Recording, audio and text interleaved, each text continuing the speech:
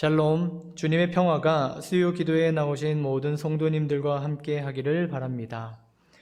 저는 고성훈 목사입니다. 지난 10월 15일에 부임해서 청년부와 기획 그리고 교육일위원회를 맡아 섬기고 있습니다. 부임한 지 2주 반 정도가 지났는데요. 귀한 공동체에서 은혜를 받고 또 함께 나눌 수 있어서 참 감사드립니다. 오늘도 하나님 말씀 앞에 함께 서는 이 시간, 우리에게 주시는 주님의 은혜를 풍성히 받아 누리는 복된 자리가 되기를 소망합니다. 초대교회 성도들의 별명 중에 하나가 그 길을 걷는 사람들이었다고 합니다. 그 길을 걷는 사람들입니다. 여기에서 그 길은 예수 그리스도를 의미하겠지요. 조금 풀어서 생각해 보자면 그 길을 걷는 사람들, 예수님의 길을 따라 걸어가는 사람들, 예수님과 함께 동행하는 사람들이라는 의미일 것입니다. 길 위에 서 있는 사람들이지요. 인생을 그리고 삶을 길을 걸어가는 것으로 표현하는 일종의 은유입니다. 그래서 그런지 우리말에도 인생과 길을 합하여 인생길이라는 말을 사용하기도 합니다. 조금 찾아보니까 인생길이라는 노래도 있고 인생길이라는 시도 있고 또 인생길이라는 사주팔자를 봐주는 철학관도 있더라고요. 인생과 길을 함께 붙여서 사용합니다. 인생이 길이라는 말이지요. 출발점이 있고 목적지가 있고 과정이 있는 일종의 길입니다.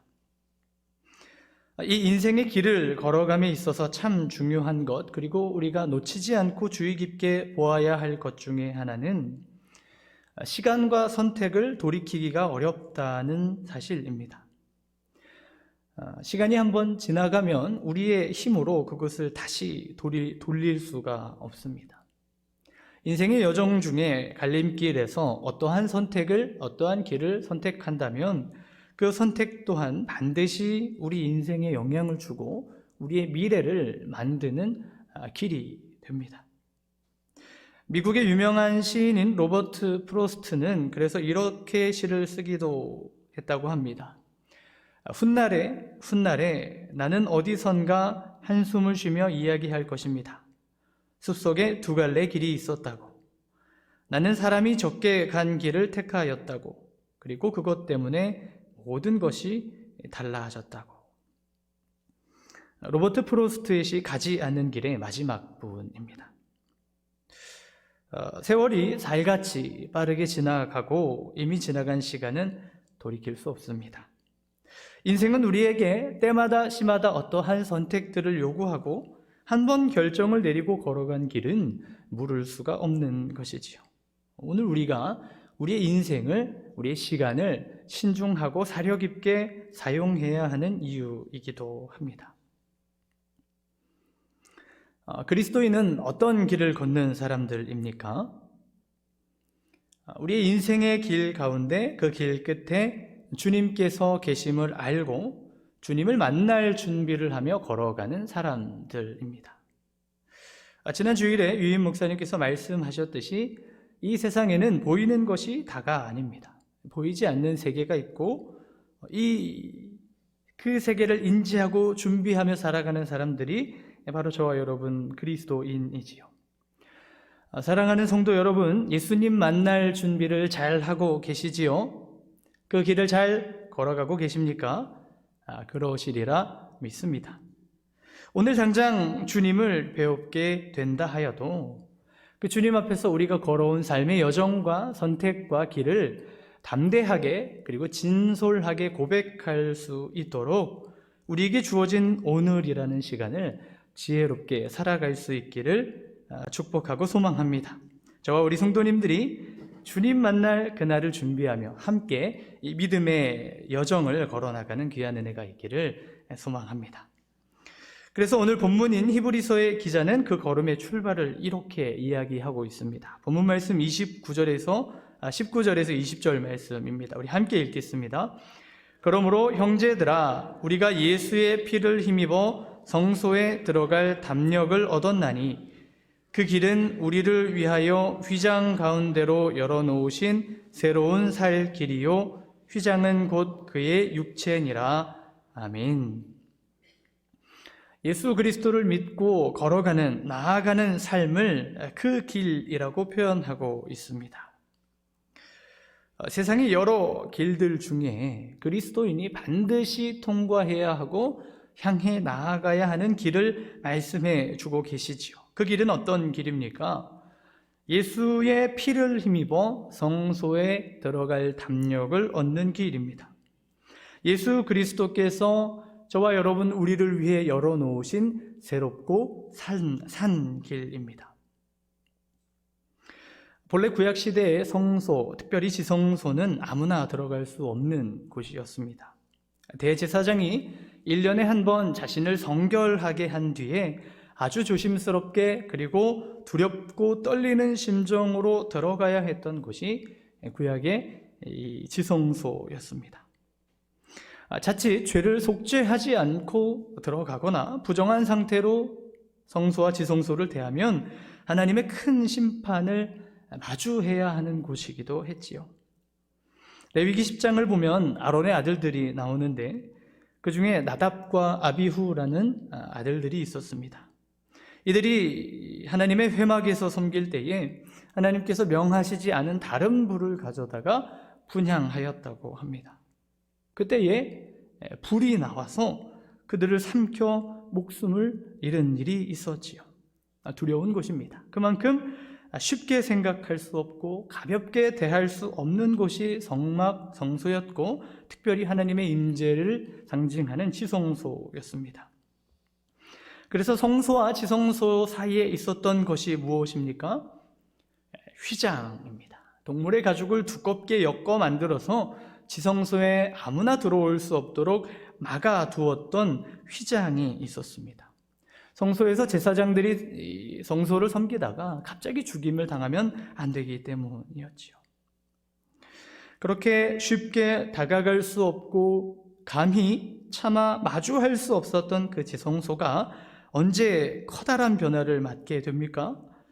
예수님께서 십자가에 달려 죽으실 때에 성소와 지성소를 가로막고 있던 휘장이 위에서부터 아래로 둘로 찢어지게 됩니다. 자, 오늘 본문이 그것을 말씀하고 있는 것입니다. 예수의 피를 힘입어 성소에 들어갈 담력을 얻게 되었다. 여기에서 담력이라는 말의 어원적인 의미는 어떤 심리적인 자신감을 말한다기보다 자격을 의미한다고 합니다. 이제부터 누구든지 예수 그리스도의 십자가 사랑과 희생을 힘입는 사람은, 의지하는 사람은 지성소, 곧 가장 거룩한 하나님의 보좌 앞에 담대히 나아갈 자격을 얻게 되었다는 말씀입니다. 여러분, 옛 길이 사라졌습니다. 더 이상 동물을 잡지 않아도 됩니다. 수많은 종교적인 규례들을 다 완벽하게 지켜내지 않아도 괜찮습니다. 중요한 것은 예수 그리스도의 피, 곧 그분의 사랑의 희생을 의지하는 사람이라면 누구나 하나님 앞에 담대히 나아갈 자격을 얻게 되었다는 사실입니다. 예수님의 피가, 그 보혈이 우리의 모든 죄를 사해 주시기 때문입니다. 이어지는 말씀에서 조금 더 부연하고 있는데요. 21절과 22절 말씀 우리 함께 읽겠습니다. 또 하나님의 집 다스리는 큰 제사장이 계심에 우리가 마음의 뿌림을 받아 악한 양심으로부터 벗어나고 몸은 맑은 물로 씻음을 받았으니 참 마음과 온전한 믿음으로 하나님께 나아가자. 아멘. 당신의 육체로 막힌 담, 휘장을 허신 예수님은 우리 인간을 위한 대제사장이 되십니다. 대제사장이 되신다는 것은 우리의 참되고 온전한 중보자가 되신다는 말씀입니다.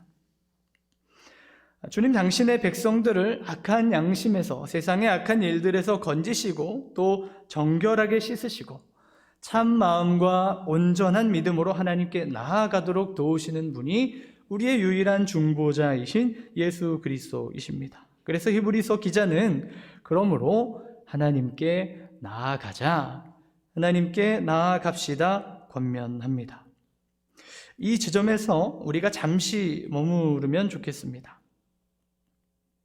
앞서 히브리서 기자는 예수님의 피를 힘입어 성소에 들어갈 담력을 얻었다.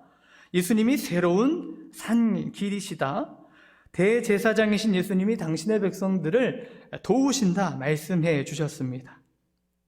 이 중보자 되신 예수님이 그분의 백성들을 이끌어 가시는 그 길의 목적지가 무엇입니까? 특별히 오늘 본문은 뭐라고 말씀하냐면 하나님께 나아가는 것이라 말씀합니다. 하나님께 나아가는 것이다. 하나님께 나아간다는 것은 하나님과의 관계성을 의미합니다. 예수님의 희생으로 죄가 사함을 받고 새로운 살 길이신 예수님이 나타나셨고 중보자가 되셔서 주님의 백성들을 도우시는 이유는 하나님께 나아가게 하시기 위함입니다. 조금 달리 표현하면 하나님과 사귐을 누리고 하나님과의 관계가 회복되고 하나님과의 새로운 출발을 할 수 있도록 도우신다 하는 말씀입니다. 때때로 우리의 신앙은 미신적인 성향을 가질 때가 있습니다. 누구나 마찬가지일 수 있겠다 싶은데요. 미신적인 신앙의 특징이 무엇이냐면 부귀영화, 무병장수, 입신양명을 구하는 것입니다. 이 신을 믿어서 이 신에게 빌어서 내가 부귀영화를 누릴 수 있다면, 무병장수하고 입신양명할 수 있다면 그 신이 내가 참 믿을 만한 신이고 진짜 신이다 라는 말입니다. 그리고 이 모든 미신적 신앙의 중심에는 자기 유익이 들어 있습니다. 나를 도와줄 수 있는, 나 잘 되는 것을 도와주는 신이 진짜 신이라는 의미이겠지요. 그러나 여러분, 기독교 신앙은 조금 다릅니다. 물론 하나님 믿으면 복도 주시고 은혜도 주시고 넘치는 사랑과 풍요를 허락해 주시는 것 맞습니다. 그러나 기독교 신앙의 목적지는 복 받는 데 있지 않습니다.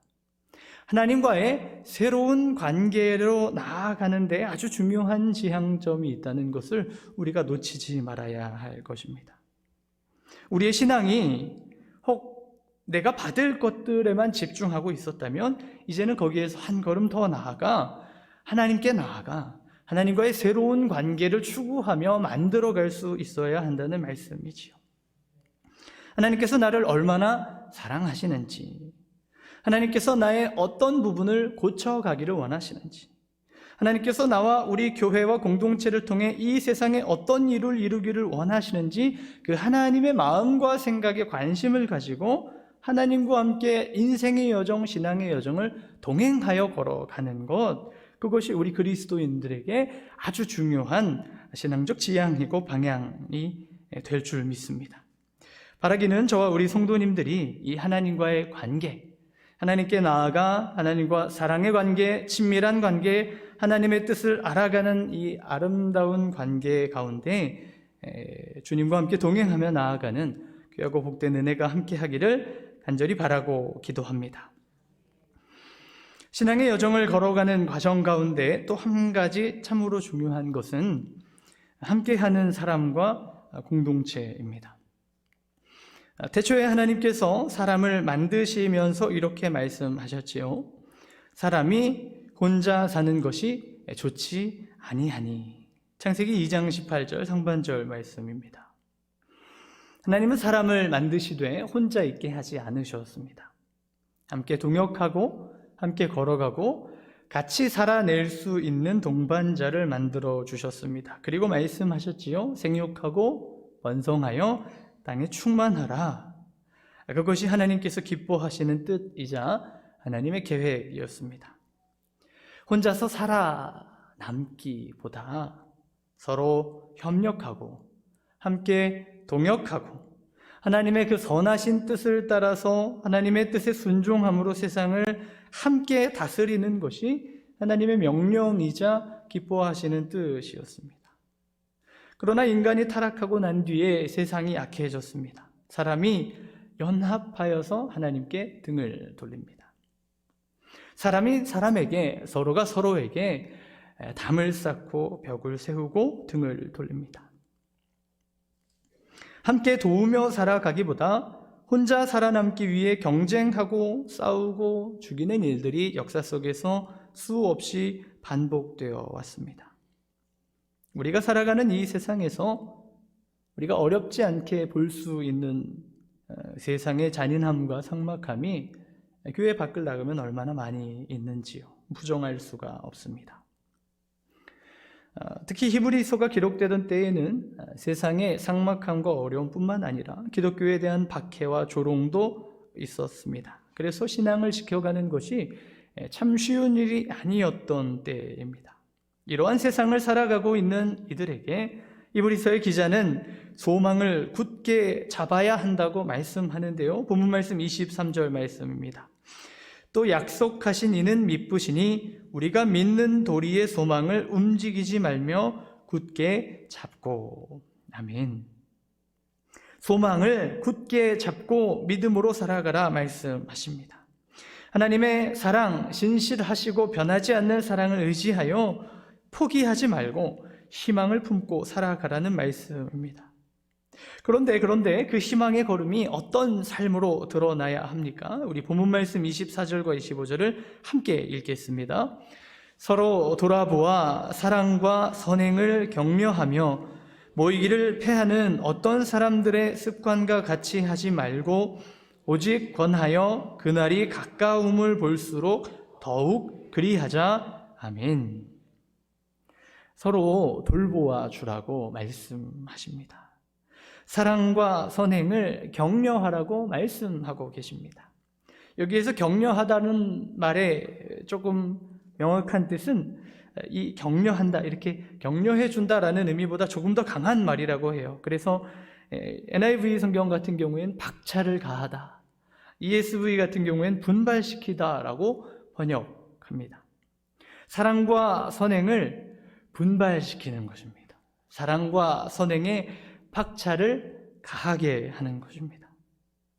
우리가 속해 있는 공동체에 나로 인해서, 내가 존재함으로 인해서, 내가 함께함으로 인해서 더욱 선한 영향력이, 하나님 기뻐하시는 사랑과 선행이 분발하여 일어날 수 있도록 우리가 책임감을 가지고 살아야 한다는 말씀입니다. 오늘 우리가 머물고 있는 공동체와 또 우리가 속해 있는 자리들을 가만히 생각해 보며 돌아볼 수 있기를 바랍니다. 내가 있음으로 선한 영향력이 증가하고 있는가? 내가 그 공동체의 그 자리에 머물고 있음으로 하나님의 기뻐하시는 모습들이 점점 더 확장되어 가고 있는가? 정직하게 돌아보아야 합니다. 유대인 어린이들이 성인식을 하는 나이가 남자가 13세, 여자가 12세라고 합니다. 성인식을 진행하는 과정 중에 랍비가 질문한다고 해요. 사람은 왜 사는가? 사람은 왜 사는가? 라는 질문을 받은 성인식을 하는 우리 아이들은 이렇게 답해야 한다고 합니다. 티쿤 올람. 티쿤은 고친다는 뜻이고 올람은 세상이라는 뜻입니다. 그러니까 성인이 되는 자녀들에게 너희가 왜 여기 서 있느냐? 너희는 무엇을 위해 이 세상에 왔으며 어떻게 살아갈 것이냐라고 물어보면 그들이 대답하는 것입니다. 우리는 세상을 고치기 위해, 더 나은 세상으로 만들기 위해 여기에 서 있습니다.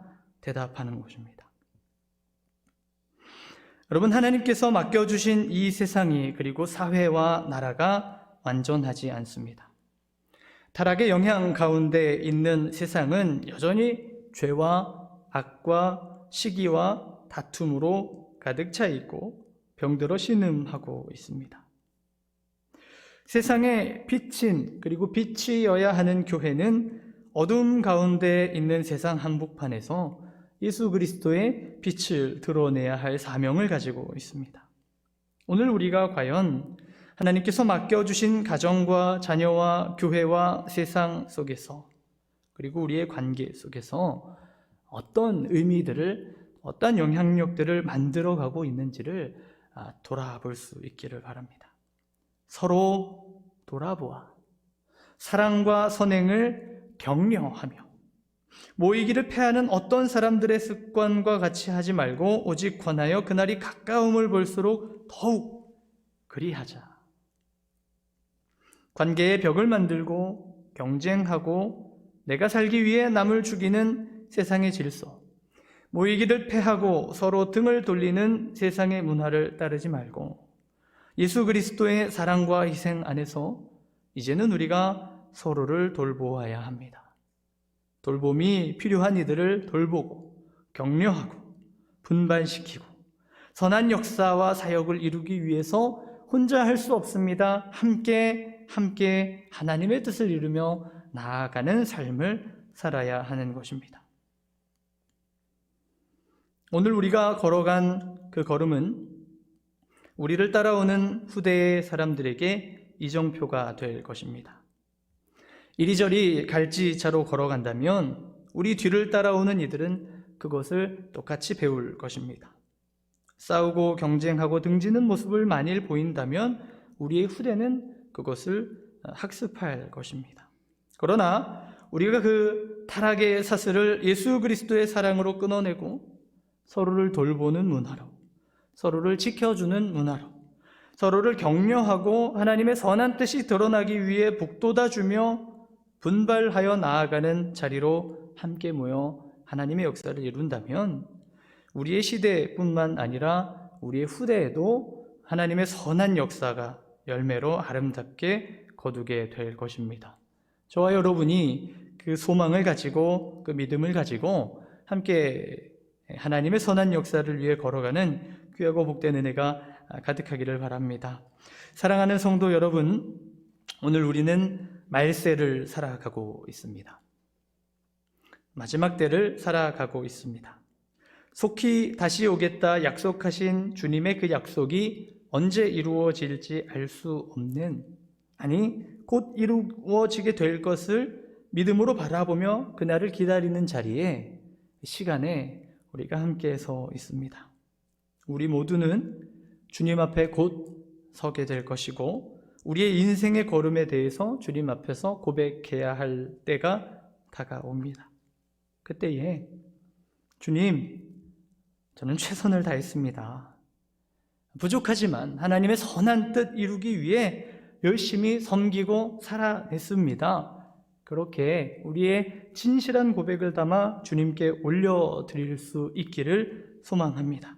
그리하여 주님과 함께 영원한 하늘잔치를 누리며 살아가는, 영원을 맞이하는 저와 우리 홍광교회 모든 성도님들 될 수 있기를 간절히 바라고 기도합니다. 우리 함께 기도하겠습니다. 함께 합심하여 기도하며 나아갈 때에 하나님과의 말씀을 기억하며 기도하길 원하는데요, 하나님과의 새로운 관계, 아름다운 관계를 만들어 갈 수 있도록 인도하여 주시옵소서. 죄사함을 받고 또 다른 무언가를 얻고 우리가 얻는 것에서 한 걸음 더 나아가 하나님의 새로운 관계 안에서 주님의 뜻을 이루어가며 살게 하여 주시고, 무엇보다 주님 앞에 설 그 날을 기억하며 오늘의 삶을 믿음으로 잘 살아낼 수 있도록 인도하여 주시옵소서. 또한 교회를 위해 함께 기도하겠습니다. 우리 홍광교회가 모이기를 힘쓰며 하나님의 영광을 드러내는 공동체가 되게 하여 주시옵소서. 우리 조광민 위 목사님을 중심으로 하나 되어 하나님의 나라를 이 땅 가운데, 교회 가운데 이루어가는 하나님 기뻐하시는 공동체가 되게 하여 주시옵소서. 우리 함께 합심하여 기도하며 나아가겠습니다. 주여 한번 부르고 기도합니다. 주여, 하나님 아버지 감사합니다. 오늘도 주님의 말씀 앞에 우리가 함께 섭니다. 하나님과의 아름다운 관계를 만들어가는 우리의 신앙의 여정이 되게 하여 주시옵소서. 하나님께 받을 것을 구하기보다 이제는 하나님께서 우리에게 말씀하시고 뜻하신 바를 이해하고 기억하며 하나님과의 사랑을, 하나님과의 새롭고 아름다운 관계를 만들어가게 하여 주시고, 그 신앙의 여정 가운데 주님 앞에 설 날을 기억하며 오늘의 삶을 믿음으로 잘 살아내는 우리가 될 수 있도록 은혜를 더하여 도와여 주시옵소서. 우리 영광교회가 모이기를 힘쓰며 하나님의 영광을 드러내는 공동체가 되게 하여 주시고, 주광민 유임 목사님을 중심으로 하나 되어 하나님의 나라를 이 땅 가운데 아름답게 이루어가는 믿음의 공동체가 될 수 있도록 인도하여 주시옵소서. 그리하여 하나님 바라보실 때에 잘하였도다 착하고 충성된 종아 라는 칭찬을 들을 수 있는 영광교회가 되게 하여 주시고, 하나님의 마음을 시원케 하는 믿음의 공동체로 아름답게 세워질 수 있도록 주님 은혜를 더하여 주시옵소서. 늘 함께하여 주셔서 사랑으로 하나 되는 우리 교회 될 수 있도록 주님 은혜를 더하여 주시옵소서. 참 좋으신 주님 감사드립니다. 오늘도 주님의 말씀 앞에 우리가 함께 서 있습니다. 하나님께 나아가길 원하오니 하나님 우리를 인도하여 주셔서 하나님과의 아름다운 사랑의 관계를 만들어갈 수 있도록 인도하여 주시옵소서.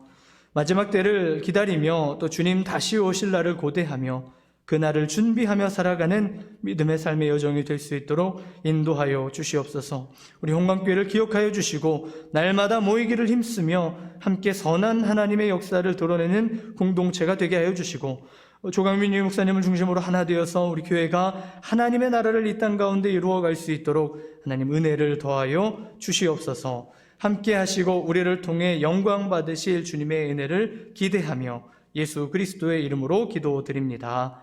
아멘.